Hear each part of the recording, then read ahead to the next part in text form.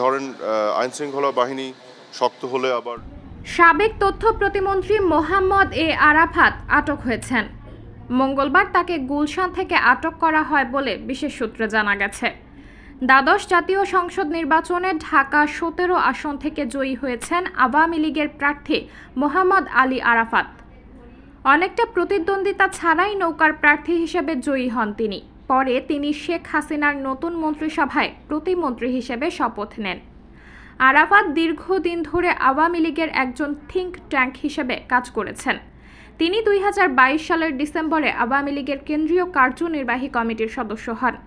তিনি জুলাই ২০২৩ সালে ঢাকা ১৭ আসনের উপনির্বাচনে হিরো আলমকে হারিয়ে ২৮,৮১৬ ভোটে সংসদ সদস্য নির্বাচিত হন। মোহাম্মদ আলী আরাফাত একজন শিক্ষাবিদ। তিনি কানাডিয়ান ইউনিভার্সিটি অব বাংলাদেশের স্ট্র্যাটেজিক ম্যানেজমেন্ট ও নীতি বিভাগের অধ্যাপক এবং সুচিন্তা ফাউন্ডেশনের চেয়ারম্যান।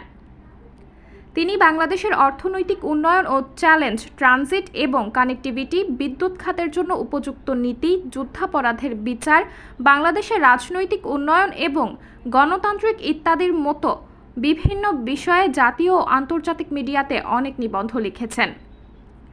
গত কয়েক বছর ধরে রাজনীতিতে সক্রিয় হয়েছিলেন মোহাম্মদ আলী আরাফাত। শেখ হাসিনার নতুন মন্ত্রিসভায় তথ্য প্রতিমন্ত্রীর দায়িত্ব পাওয়ার পর থেকে রাষ্ট্রের বিভিন্ন বিষয়ে ব্রিফও করেছিলেন তিনি। সবশেষ হাসিনা সরকারের পতনের আগের দিন ৪ আগস্ট সরকারের কঠোর অবস্থানের কথা সাংবাদিকদের জানিয়েছিলেন মোহাম্মদ এ আরাফাত। সাবরিনা জলিল, সবার কথা।